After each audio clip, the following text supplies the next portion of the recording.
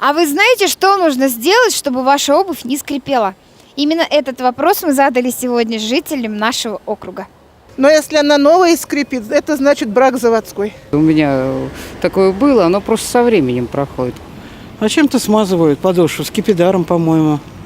Значит, выбросить и купить качественный. А смазать ее нужно детским кремом.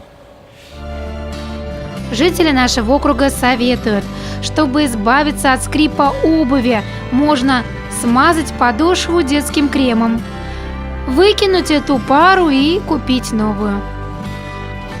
Совет от телезрителя. От скрипа обуви можно избавиться, если на ночь ставить ее на влажную тряпку. Если вы хотите поделиться своими полезными советами со зрителями нашего телеканала, пишите по адресу экран5@экран5.ру.